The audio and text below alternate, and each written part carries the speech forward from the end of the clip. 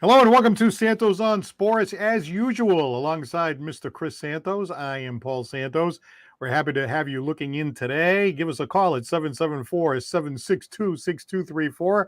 Quick word to our sponsors. A thank you to Scotty's Pub, 202 Pleasant Street in Fall River, Citywide Glass, with 3 locations to serve you in Dartmouth, Fall River, and Taunton. Lakeville Athletic Club, where Chris Santos is playing for those guys, going off on a tournament pretty soon at 325 Bedford Street in Lakeville. And John Seed, attorney at law, 156 8th Street in New Bedford. You can check out more information with him at johnseedlaw.com. Chris, how are you? I'm well, Paul. And, like I said, I got my Lakeville Athletic Club jacket on today. And obviously, it got a little chilly outside. And I was doing a little coaching out there today. And so I made sure I was bundled up. But, it's starting to be football weather. And it was another fun-packed week of NFL in week 2 on Sunday, and of course last night as well. Well, I got the headline there talking about the Patriots being mediocre, and I'm watching this game, right? And I'm thinking to myself, like a lot of Patriot fans, and I know we're spoiled and everything, right? I know we're spoiled, but I'm watching Pittsburgh and the Patriots, and I'm looking at these teams, and I'm like, these teams are both mediocre. They keep you win the game. No, you take it. No, you win the game. No, you take it. I mean, it was like the battle of the mediocre. But the thing that bothers me is Mac Jones. I keep hearing people say, well, Mac Jones is regressing. Mac Jones, he's not really that good. He's floating the ball out there and all that. Yeah, that may be true, but, he's not throwing the ball to the people that Tua gets to throw it to, or even Brady or some of these other quarterbacks around the league. You know what I mean? Look at the Josh Allen. He's a great quarterback, much better than Mac Jones, of course. But look at who he gets to throw to, right? I mean, what's going on there, I think, is that there's a frustration level, right? Mac Jones, first year, right? Gets into the playoffs with a 10-7 record, right? Comes back after the offseason, goes, okay, what we did last year was really good, 10-7 and all that. Why don't we take what we did last year and then do it even better? It's like, no, we're not going to do that. McDaniels is going to go somewhere else. We're going to bring in 2 failed coaches and have them change the whole thing around. People are bumping into each other and everything else. They're getting all frustrated. He has a good connection with Bourne. They won't play Bourne because Bourne spoke up at the meeting and said, hey, what the heck are you guys doing? And so, it was a little bit better than it was the first week. They squeaked out a win, but I don't know. It was hard to feel good about it. They 1-1. I mean, 0-2, you might as well pack the season. At least at 1-1, you have a season. But mediocre with a capital M. That's what I get out of that game. They were very, very lucky to get out of there with a win.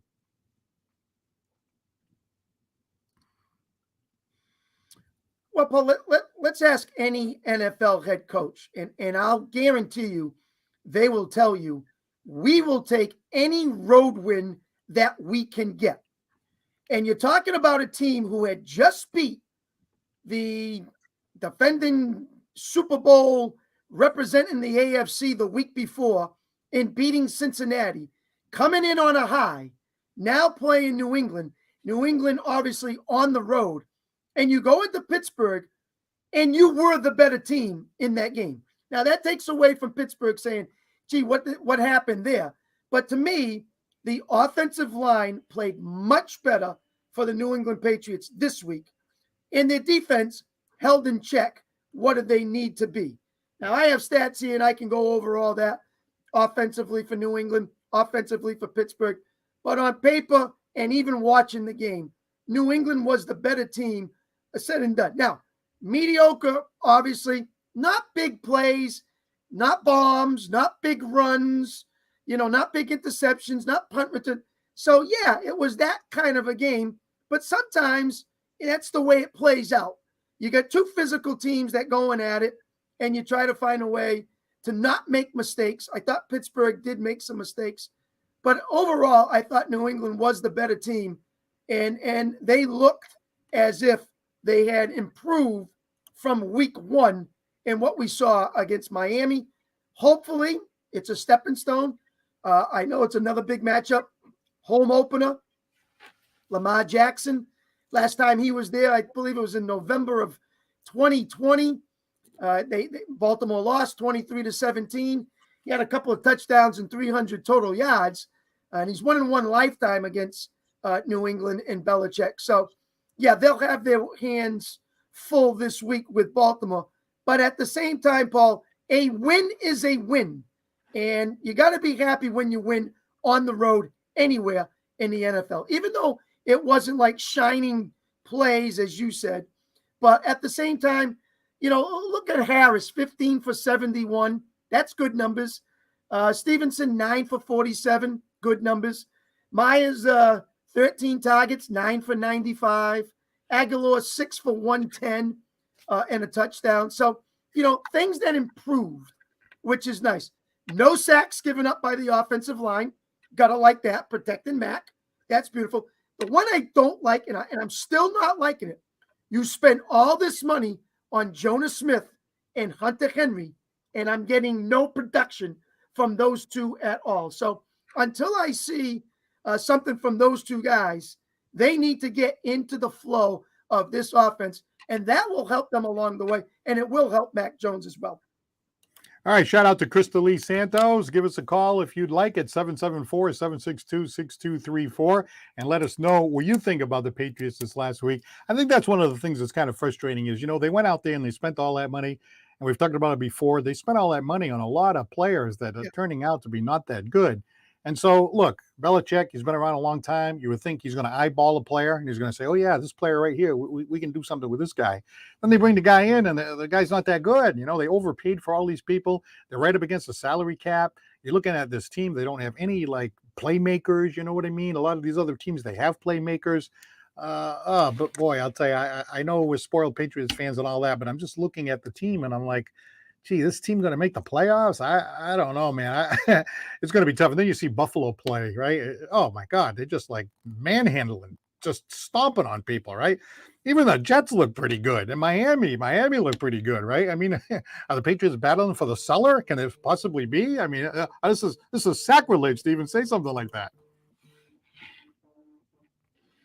Well, it's nice to see some parity finally in the AFC East. I mean, it can't be just going in there thinking, hey, I'm going to get 6 wins like the Patriots used to think. Now it brings Miami to the table. Obviously, Buffalo, the cream of the crop. And even the Jets, taking a win, finding a way to get it done on their road over in Cleveland. So, a good win for them. So you can't take them lightly as well. And that's nice to see in that conference. So for the AFC right now, East, battles every week. Buffalo goes down to Miami this week after Miami coming off that massive fourth quarter turnaround to beat Baltimore in the what they call the coming out party of Tua Tagovailoa. I don't see it, but a lot of experts do. So be interested to see how he holds up at home against the Buffalo Bills.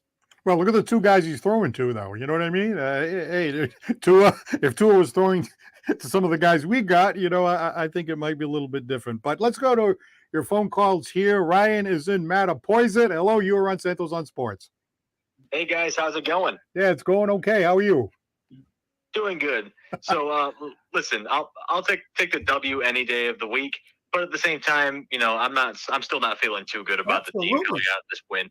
To Chris's point, yes, the offensive line did play better, but at the same time, you also have to remember we kind of dodged a huge bullet with not having to go up against the defensive player of the year in TJ Watt, who's one of the bigger game wreckers in the league. The Steelers' offensive line is an absolute sieve. I know that they managed to beat Cincinnati last week, but first of all, TJ Watt was playing for most of that game, and two, the Bengals just lost to our Cowboys with Cooper Rush in at quarterback. They've signed 3 guys on the offensive line, and somehow they got worse. So, and to your point too, again, we spend all this money on tight ends, Jonnu Smith, Hunter Henry. They do absolutely nothing. Whenever Mac Jones throws towards Devonte Parker, it's a disaster. It's just like a 50-50 ball that he's just floating up there. So I don't get what the decision making is here. Sure, and Davian Harris did do good. I like the fact that we've involved him more. I like to see Ramondre Stevenson get some more carries too. But just either way, defense has impressed me more than the offense. But until we beat a team like Baltimore or Green Bay, I'm not going to get my hopes up just yet. Yeah, 252 passing yards, 124 running, 376 total for New England. And then they only gave up 243 with 152 passing and 91 rushing. So, yeah, probably I thought it was the defense that would help New England's offense this week, and they did. But as I said, anytime you can go on the road, in Pittsburgh, we've known them for years. That's not an easy place to play, Ryan. And that's a tough one to go in. So I'm giving a little more credit maybe than some of the Patriots fans. But when you can go in there and kind of do the job, running, you get your passing and get the total yards and kind of execute better than a team who's playing at home, coming off a big win against Cincinnati. I was a little more impressed. And you have to be, at least from what you've seen in preseason to the Miami game and now to this game. So I'm giving them a little bit more credit. Yeah, that's a good point. Pittsburgh is, one of these, I'd say since the 70s, they've been one of these model franchises. You think about it, they went from Chuck Noll to Bill Cowher, now to Mike Tomlin. They've been one of the, in terms of regular season record, one of the winningest teams in NFL history for over that span of time. So I do give them props there in that respect. But at the same time, like Paul said, I just feel like they're kind of on the I just hate to say decline because I'm a bit of a closet Steelers fan myself, and I do really like Mike Tomlin. But I could still see them finishing last in that division this year, and hopefully that the left tackle improves. But he's been kind of garbage to start off this year. And hopefully they make more holes for Najee Harris and stuff.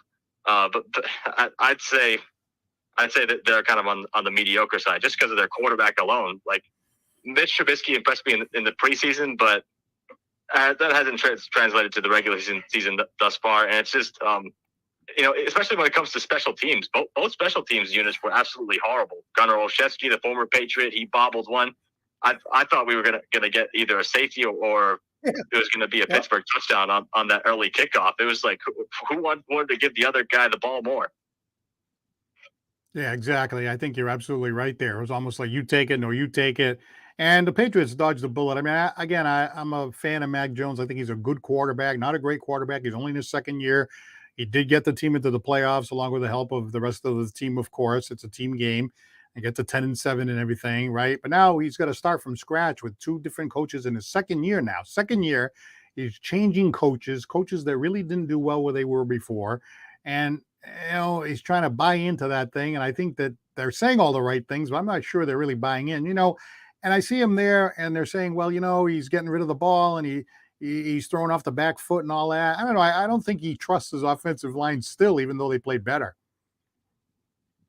I don't think so either.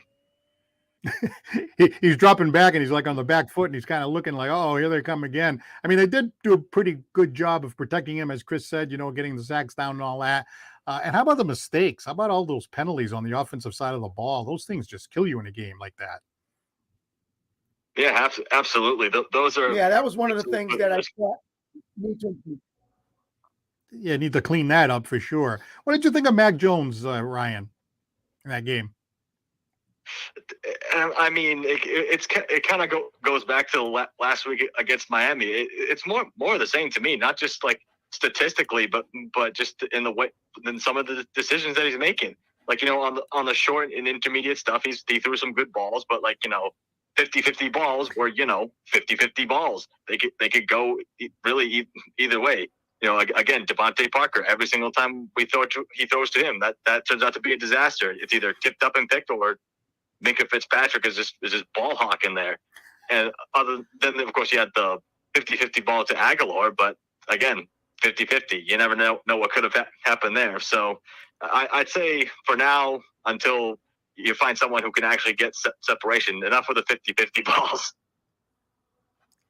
Yeah, exactly. What do you think, Chris? What do you think of Mac? I mean, I heard a lot of people say, his arm strength. I have to. Well, 21 for 35, 252 for 1 TD, 1 interception. Again, mediocre performance, but again, it's a win. Still got to be a leader. Still got to make, some right decisions. There are times, you're going to throw the ball up because you think your guy just is better than that defender. And sometimes you give it a chance. We saw it the week before when they threw it up to Tyreek Hill, and he ended up coming down with the ball. There were some different ways, and quarterbacks think that their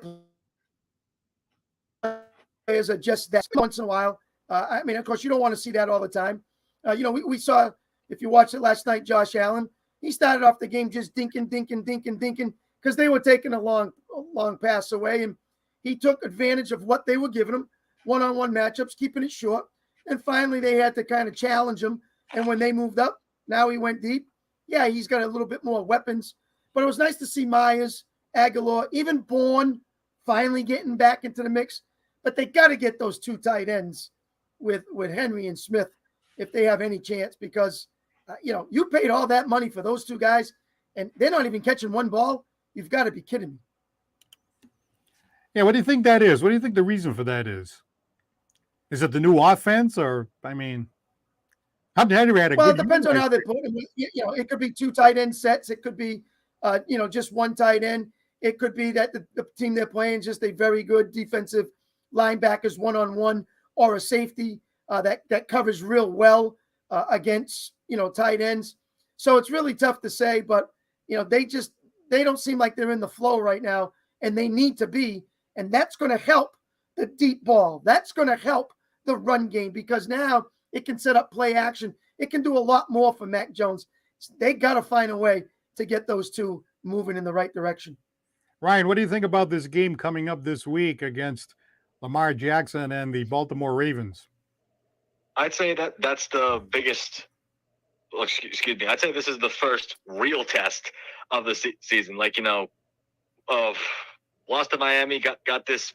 We squeaked out a win against Pittsburgh. I'd say this is the first big test, because despite the fact that they blew this big lead to Miami, they're still a good team. I think as long as Lamar Jackson stays healthy, that they're a contender, at least in that division, I would say. So I'd say if the defense can continue to do what they've done, and hopefully contain Lamar Jackson, because you're not going to stop the guy. All you can do is hope to contain him when it comes to running.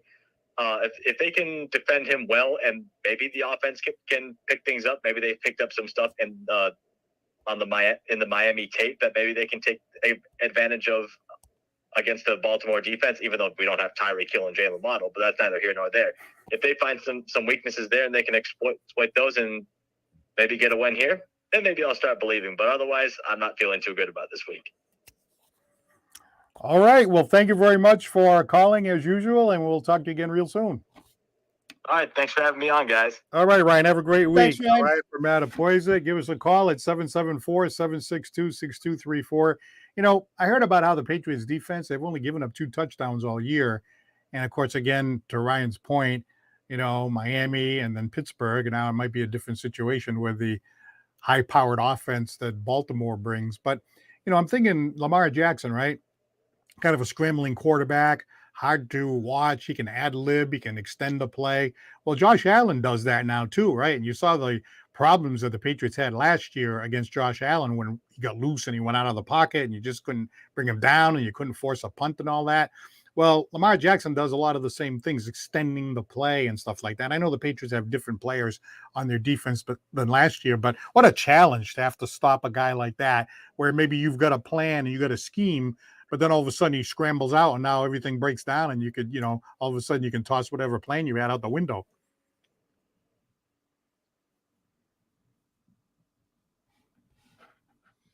Well, Ryan had mentioned it, and I'm going to say the same thing. I want Lamar Jackson to beat my team by throwing the football, because he is such a better runner than he is a thrower, in my opinion. And if you get him outside the box and he can take off, look out, he can go. You must contain him, keep him in there, and force him to make great throws. That's the difference between Josh Allen and Lamar Jackson. Josh Allen is a 10 times better thrower than Lamar Jackson. But Lamar is starting to get that feeling that it's possible he could be a better thrower given some time and given a little bit more years of work. But right now, to me, if I'm going to lose, I want him to beat me with his arm and not his legs. That's going to be very important for New England, because I think their secondary can do just fine, but it's can they contain him without scrambling, moving around, extend the play, gives more time for those wide receivers to get open. If they can't do that, then it's going to be a long day for New England. If they can contain them, then I want to see Lamar beat them with his arm.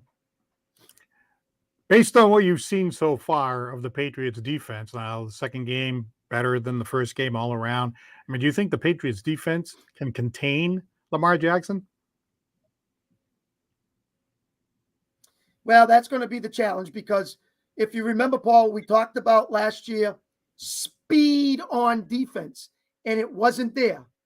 And that's when the Patriots were at their worst. Whether you were injured, whether you had some guys that were getting older, just slower, whatever it was.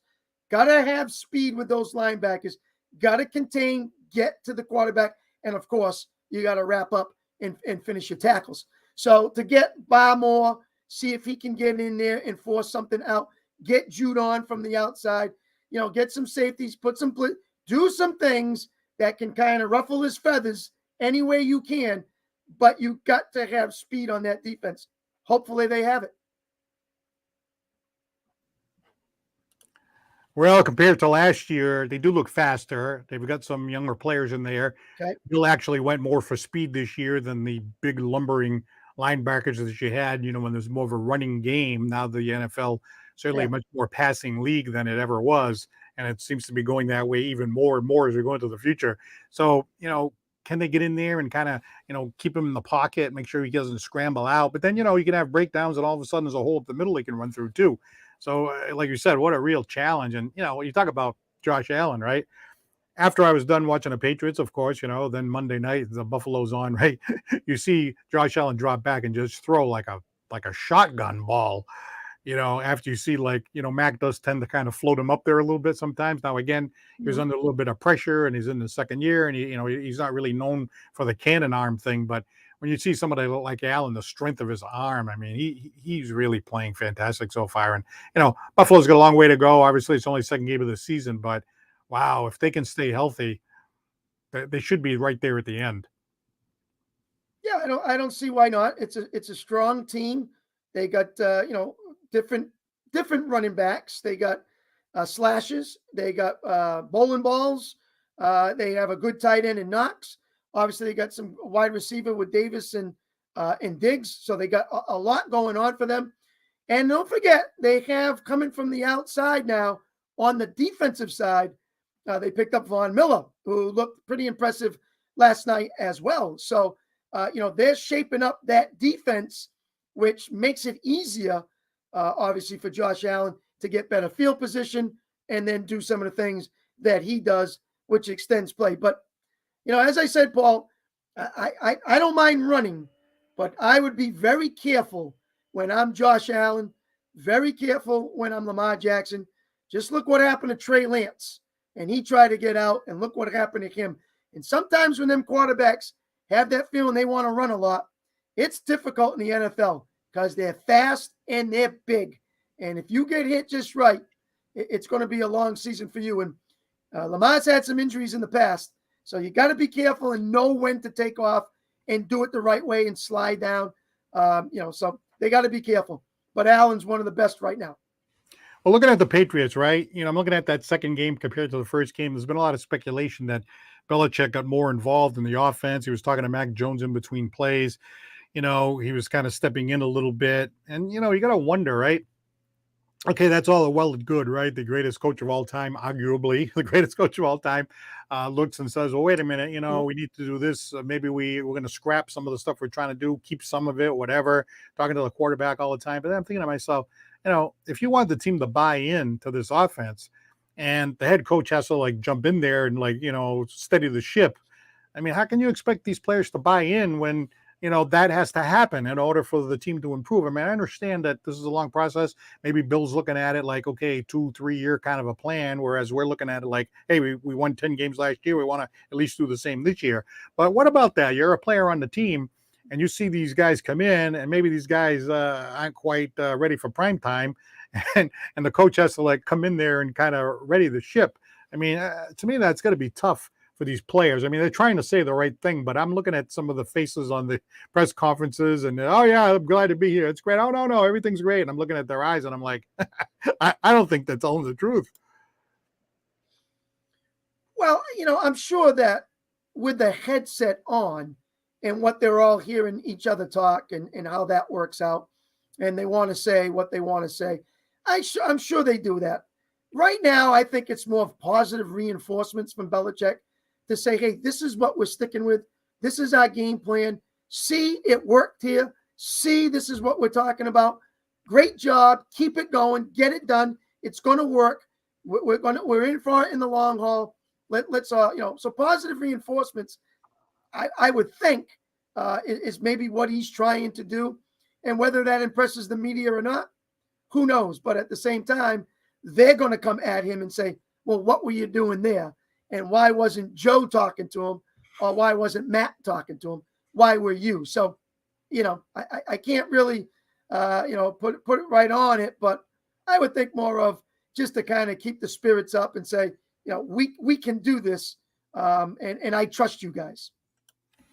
All right. Well, give us a call. What do you think? 774-762-6234. Let us know what you think about the Patriots or any other topic that you want to discuss here on Santos on Sports, as we really enjoy talking sports with you and, of course, Chris. And again, we'd like to thank our sponsors, Scotty's Pub, Citywide Glass, Lakeville Athletic Club, Attorney John Seed. We really appreciate your support of Santos on Sports. We really enjoy talking about all the different sports. And, football is the big topic right now. And, Chris is always joking with me about being the typical spoiled Patriots fan, and I got to tell you, I was saying it to my wife the other day. I said, this is almost more interesting because, I remember in the Brady days, I watched the first quarter when it was 14-0, and I'm like, they Buffalo, they stink, Miami, they stink.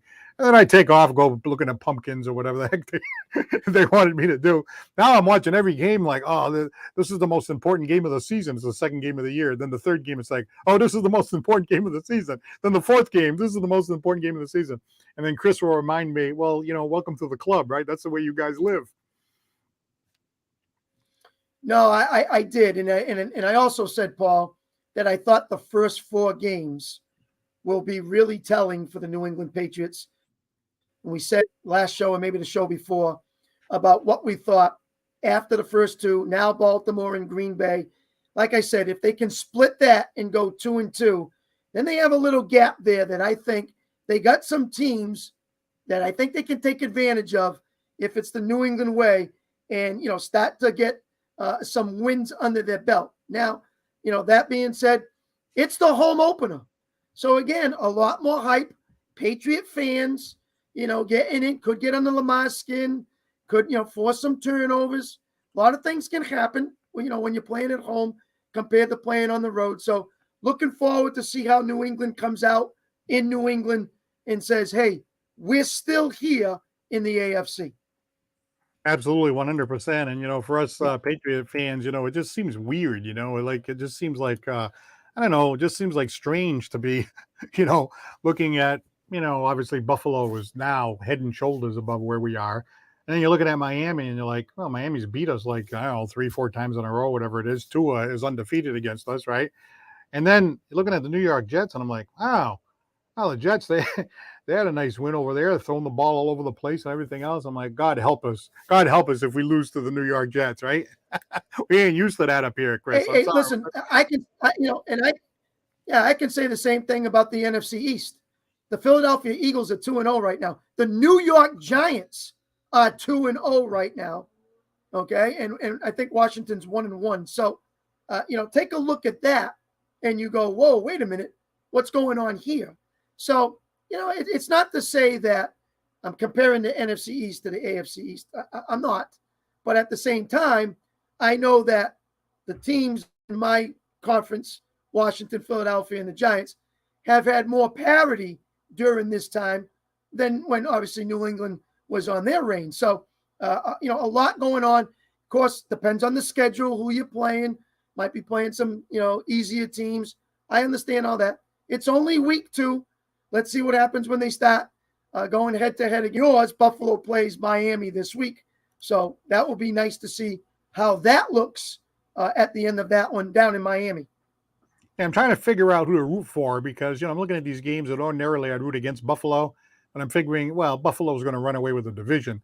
So really, Miami might be a team that the Patriots are battling for a playoff spot with. You got to look at these teams like, them, maybe Pittsburgh if they come back. These teams that are kind of like the Patriots that are going to be around 500. Those are the teams you want to see lose. You know what I mean? Buffalo, Buffalo, they're not going to catch Buffalo. I mean, I know it's only the second game of the season, but I mean, Buffalo, they just look like a machine last night. That was brutal. I'm watching. I'm thinking, all right.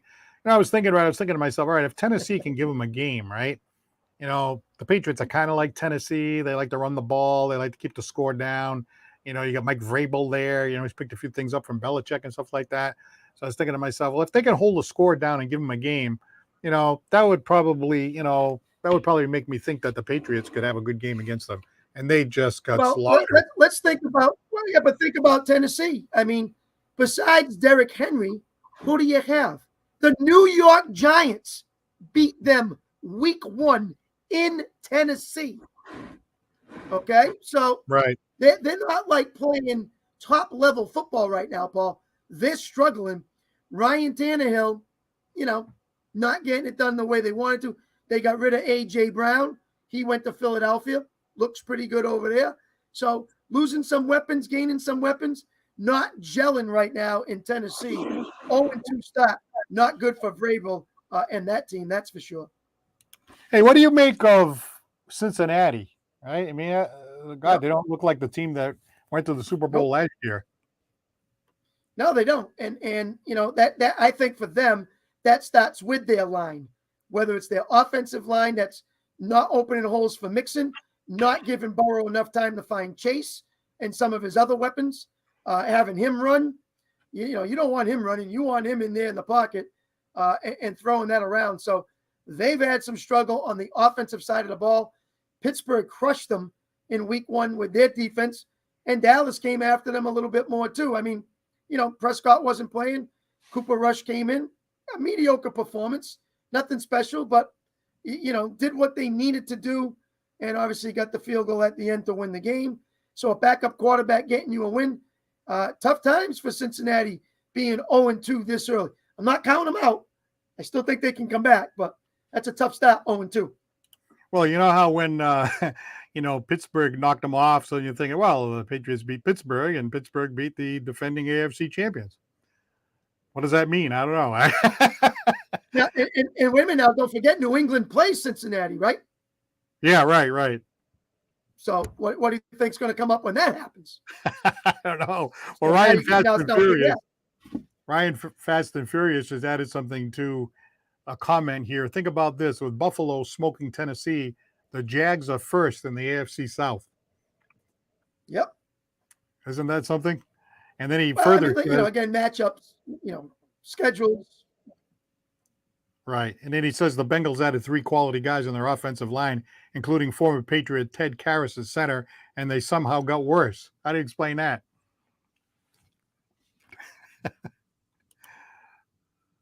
Well, since he's having some issues right now, and they need to fix it, and they need to fix it fast because, depending on your division. Now, Cleveland, Tennessee, and Pittsburgh are not really that stellar to say, hey, this is going to really take off and someone's just going to blow the doors open in that division like Buffalo might be able to do in the East. So Cincinnati's just got to hang around and find a way to get back on the winning track.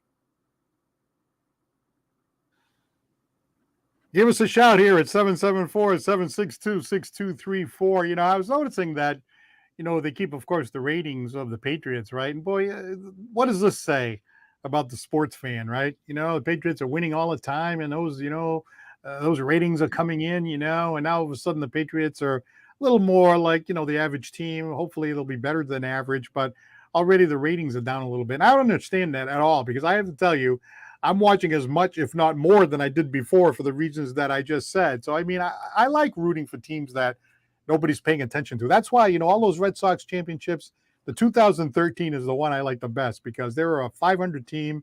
They didn't know who the closer was going to be. And I was watching the game every night, and I was like, gee, they won that one.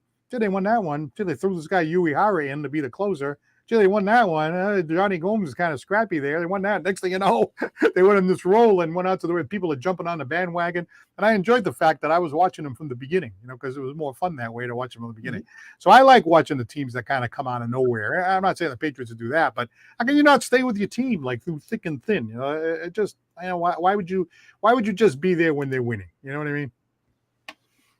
Well, Ryan said it earlier, you get some closet fans and you find someone else to root for or watch for if your team's not doing so well. Now, personally, you got one team, you stick with that team ever since, you took them when you were a little kid and you ride them. But, some people don't like to see it that way, and they may move on and say, well, I moved here or I went there or I find them a lot more interesting, and then they jump ship. So it happens to the best of us, Paul. All right. Well, a little bit earlier today, just to jump around a little bit, Zdeno Chara comes back to Boston, signs the 1-year deal with the Boston Bruins, and then announces 1 day. Well, excuse me, 1 day, not 1 year. No, 1 day. Not 1 year. Whoa. 1 day. 1 day. Comes back and signs a one-day contract so that he can retire as a Boston Bruin.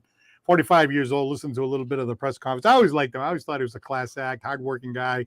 Obviously came here to win the cup. They, of course, won that cup in 2011. A couple of chances after that, fell short. But I always thought he was a classy guy. And, he went a couple other places just to try to see what would happen. Now he's come back. He wants to spend time with the family. Really, really nice press conference. And a guy that I think, as we said, somebody that you can look up to, carry himself sort of as a classy guy, both on and off the ice. Yeah, big presence, big leader, captain from Ottawa, then came here. They always talked about the long reach, the physicality, dependable, all those things that make up a great leader. And also, I believe today, Paul, PK Subban retired today, another defenseman that the Bruins fans probably know real well back in the Montreal days. That's right. And Butch Ferreira on here as we kind of bounce back and forth, but just to get back to the football thing, he says the Patriots are on track for a 2-2 start. That means they have to split the next two against Baltimore and Green Bay. Well, that was something I thought about. Yeah. Now listen, I said if they go 2-2 after 4, which I thought they would, then they got that easy frame and see how it works. So I agree. I think 2-2 is reasonable, and figure out how they want to get that done. I mean, all right, Green Bay won. They beat Chicago, but they always beat Chicago. And they, as Aaron Rodgers says, I own you. So they always beat them. So I'm still not stuck on the Green Bay Packers just yet. I haven't seen enough for them to say, oh, yeah, this team is deadly and they got some weapons. They got some issues themselves. Again, they beat Chicago, but that was nothing great, not to say, wow, Aaron Rodgers up. So I'll be curious to see when New England goes to Lambeau as well. Yeah, that's a real interesting one. You know what I mean? Like, it's almost like, I don't want to say a free game, but like everybody has that one in the loss column, right? So it's almost better when you're playing a game like that, because then if you lose, okay, when you go back to your predictions, you're like, okay, that was just one that we figured was going to be a loss anyway. But if you can go in there and steal the thing, yeah, you're right. Green Bay, I don't know. They didn't really look that good. I mean, they looked a lot better in the second game. But in the first game, it was pretty mediocre. I mean, I don't know. Maybe the Patriots could go in there and steal one. I wouldn't be totally shocked. I mean, they're going to be the underdogs and everything else. But if they went in and pulled it off, then you'd be like, hey, that's pretty good. I mean, I think they're certainly capable of doing so. No, I agree with that. We'll have to wait and see, obviously, how they do at Baltimore. But let me put it to you this one, Paul. When they played Miami in Miami and they got beat, at the same time, Pittsburgh had just beaten Cincinnati. So now New England goes to Pittsburgh. And even with the New England team that you don't think is that good, they were actually favored in that football. The New England Patriots were favored on Sunday at Pittsburgh after Pittsburgh whipped on Cincinnati. What does that tell you? You think people know how matchups work and how teams play against each other and how coaches coach against coaches. Kind of interesting to see that the Patriots were actually favored in that game. Yeah, it really was. It really was. But you're It right is? as far as matchups, right? There's certain, certain teams play well against other Yep. teams based on not only history, but also like, what teams like to do scheme wise, what type of team you're playing, the type of defenses that teams like to run, that kind of thing. But I also think that, we were looking at it like, wow, how can the Patriots be favored in the game against Pittsburgh? Well, now I know after I saw Right. Pittsburgh. I saw Yep. Trubisky there. I mean, he's Pittsburgh. They're supposedly going to be like the Patriots battling for the last playoff spot. They need to improve a little bit because they look pretty bad. No, I agree. And then, now Baltimore coming to New England opened up as only a 2-point favorite. So trying to say that New England can hang with them only being maybe 2 points. Now, by Sunday, that could easily switch. That could go up. That could go down. That could move all around. So interesting when it first comes out to when it finishes on Sunday and what the experts think.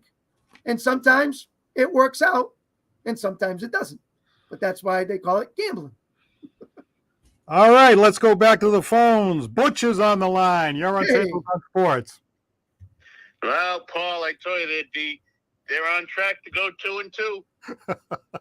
First 4 games, very important in the NFL. Mm-hmm. It's an extension of spring of preseason. With the new labor management not being able to hit and the practice and elimination of a game.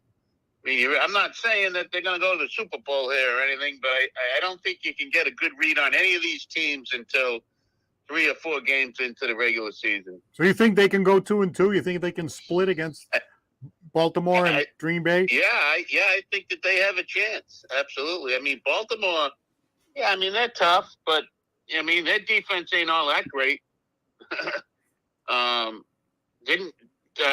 They've given up some touchdowns, long, big plays. They haven't played that well.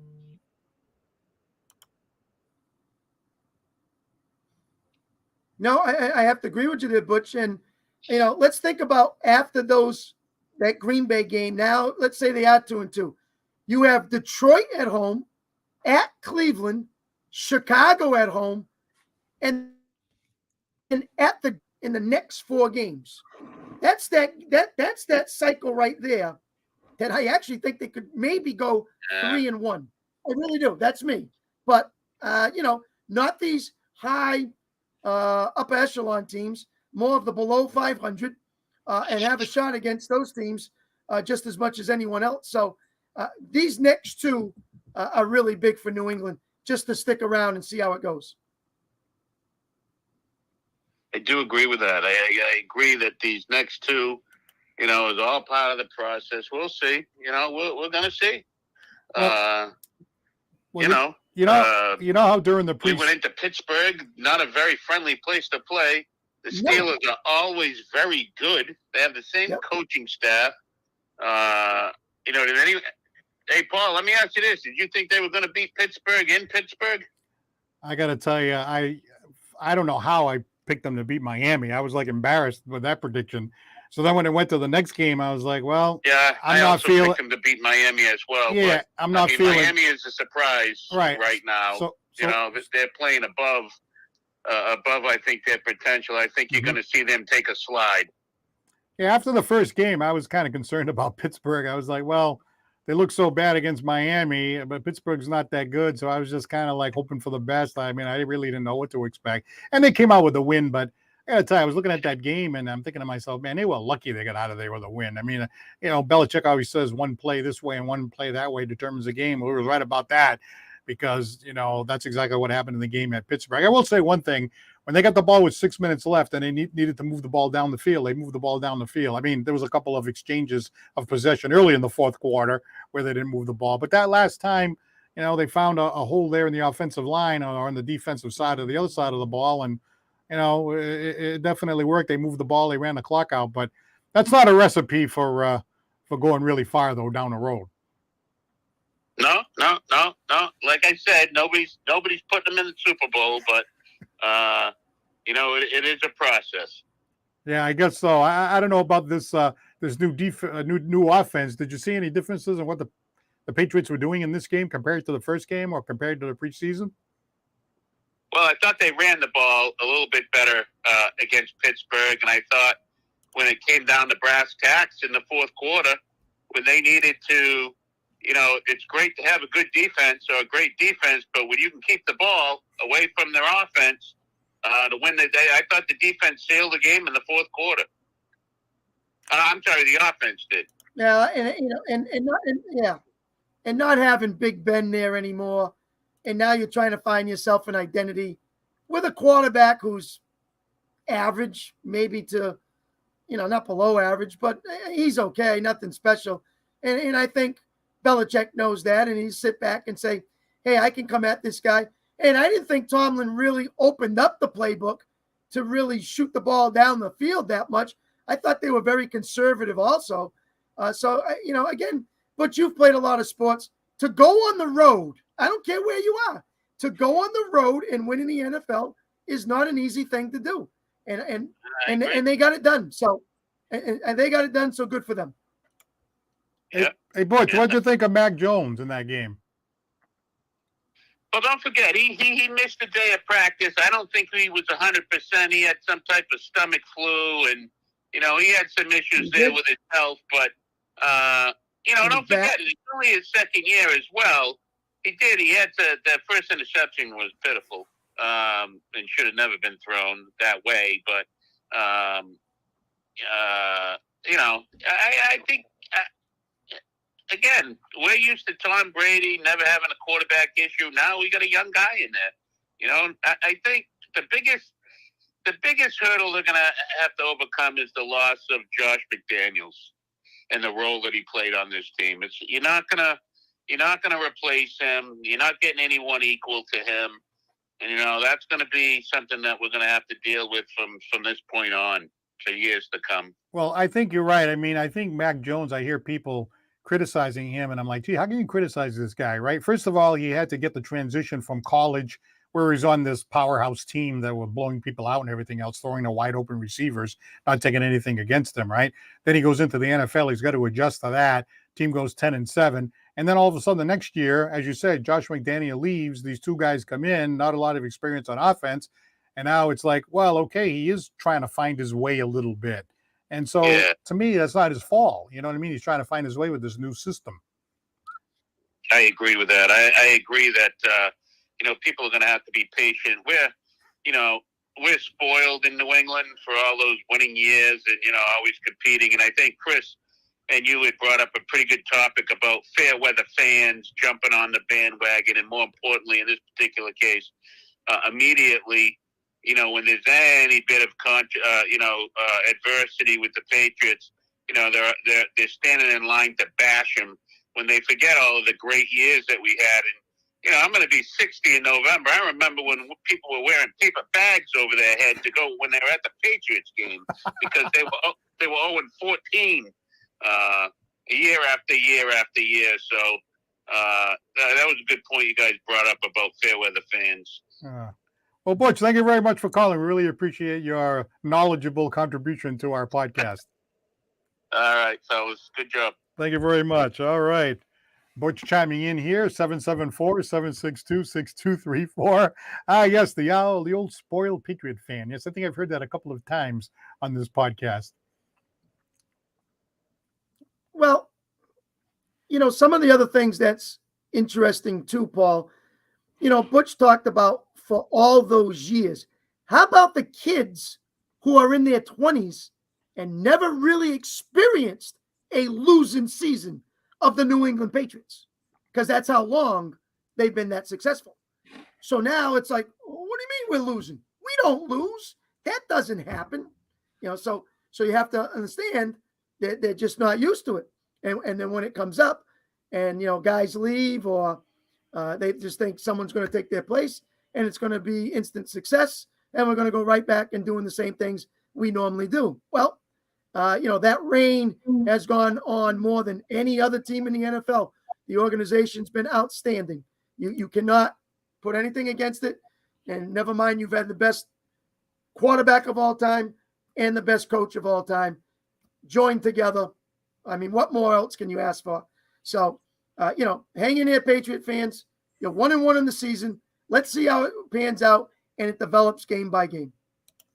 And how about the 12 Boston championships over the last 20 years? I mean, that I can't imagine that ever happening again for a city like that. I mean, it's just unbelievable. And then when you add in the multiple times going to the finals, like the Celtics just went to the finals, the Bruins went to the finals a couple of times. I mean, just appearances in the finals. You got 12 championships. You probably have 15 or something like that. And the Patriots, probably more like 16 or 17 times in the last 20 years that the teams were at least playing for the championship.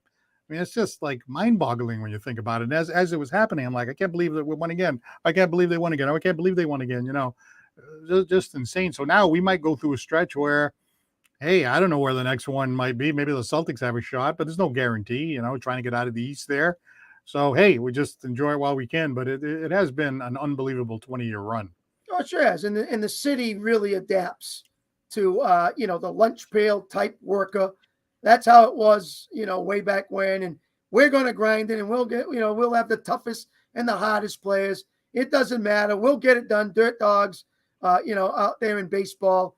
We'll have them diving all over the place and we'll see it all come to.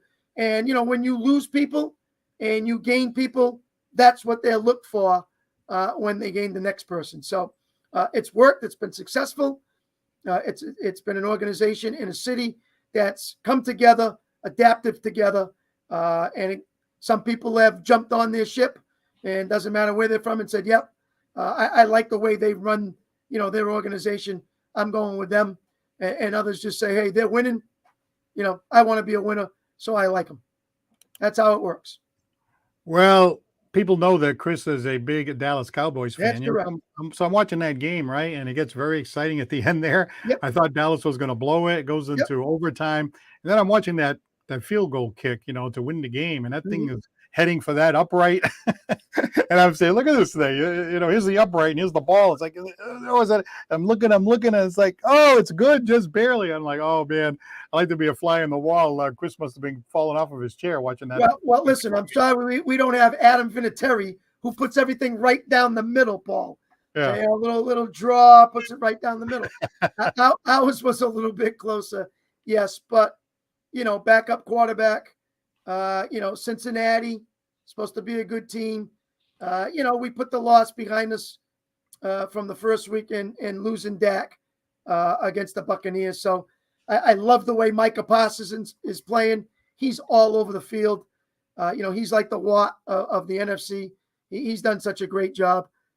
So this team, trying to stay healthy, been banged up on that offensive line. That's kind of tough. But I thought Cooper Rush handled himself with some class and poise and got the W. So that was nice to see. Yes, Paul, you did text me once or twice, I believe, during that game. I kind of put it off to the side first, and then I said, I got to wait to see if it goes in. Then I'll text him back. Yeah, I think the first text I sent was in the fourth quarter when I said something like, hey, Chris, is Dallas going to blow this game here? Yeah, you did. Oh, yes, you did. I was watching it. Then when it went in overtime and they got the ball, I'm like, oh, boy, they're going to kick this field goal. Let's see what happens. And so it was very exciting, that's for sure. So they're 1-1 also, right? They're 1-1 also. Correct. And, of course, they got to bounce back from the injury to the quarterback, which the Patriots don't have that issue. Right.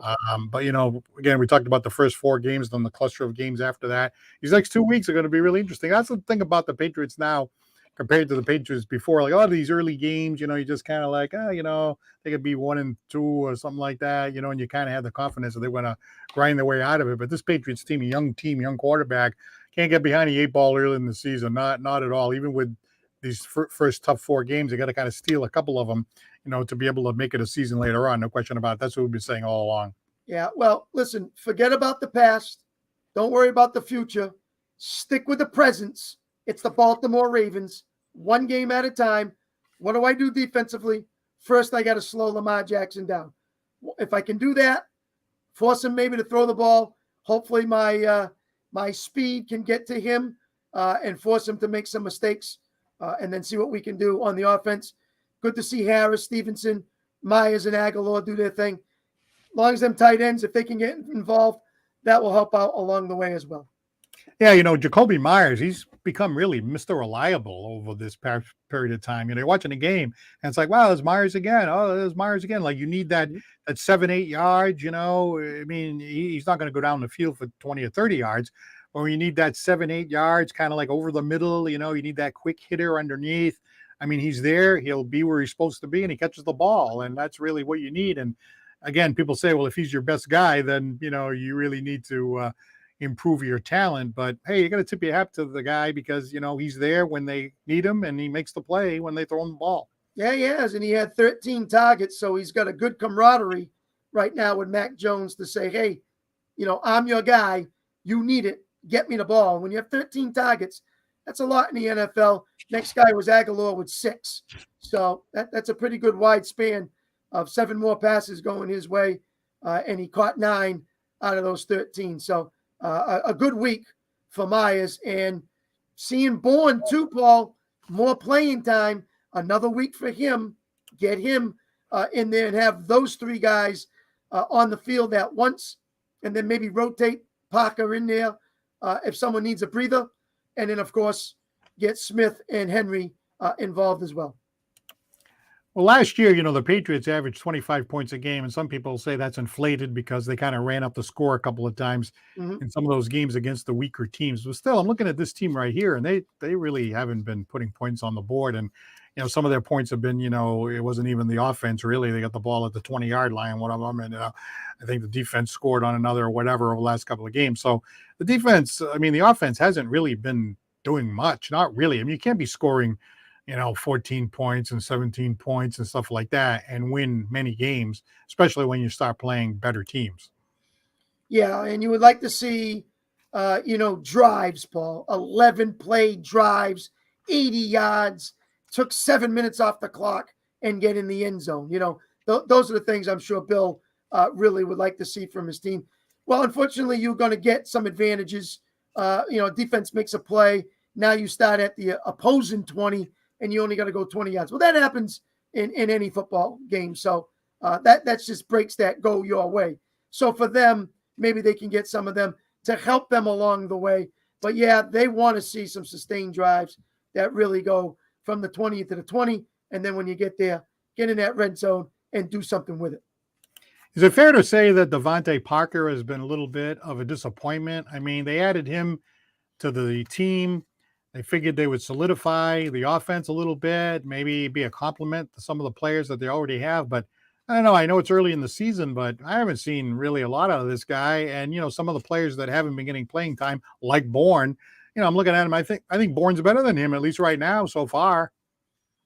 Yeah, some veteran leadership was thought to be why they brought him in and get him involved, and maybe a little bit more something with the deep ball too. So, yeah, it is kind of surprising, but we've seen some wide receivers come into New England and, be a not so successful, let's put it that way, and just can't handle the system the way they can with some other teams. So maybe this is a product of another player that just doesn't fit in that New England scheme.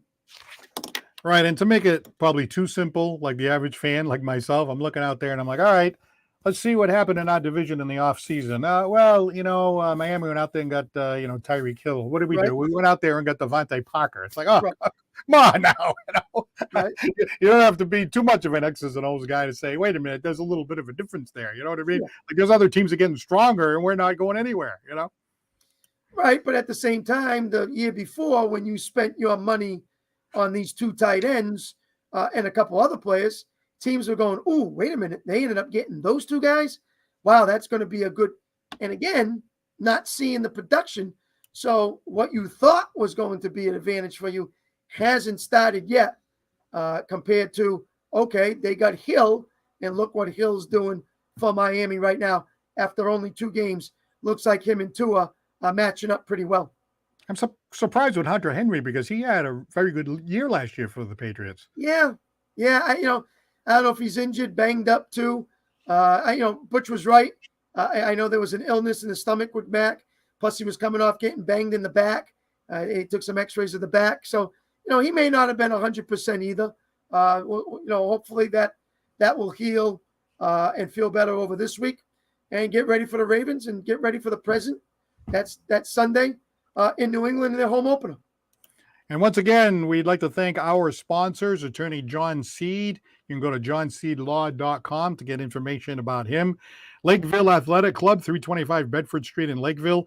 Citywide Glass with 3 locations to serve you. 425 State Road in Dartmouth with additional locations in Fall River and Taunton. And Scotty's Pub, 202 Pleasant Street in Fall River. So I guess every single week will tell us so much more about this strange season, because it almost seems like anybody can beat anybody on a given day, with the exception of, powerhouse against doormat. But these teams in the middle, it's all over the place. I mean, look at Vegas, where they're at right now. No, I can agree. It's been some great games. Even Arizona coming back the other day. Oh, yeah. And what they did. And they looked like they were out of it and could start 0-2 as well. So, a lot going on right now in the NFL where, besides, I guess, Buffalo, no one's really sticking out and saying, boy, we better watch out, for this team here. All right. Well, that wraps up Santos on Sports. I'd like to thank those who commented, those who hit the like button, those who hit the share button, and, of course, those who gave us a call here. Give us a call and chat next time, because it's always a lot of fun to talk sports. For my partner, Chris Santos, I am Paul Santos for Santos on Sports. Have a great week, and see if the Patriots can go a game over 500. Wow. Cowboys Monday nights at the Giants. Oh, yeah, that's right. Yeah, the Giants, they're no joke this year. I don't know. That could be a good 2-0. All right, we'll see you next week. Take care.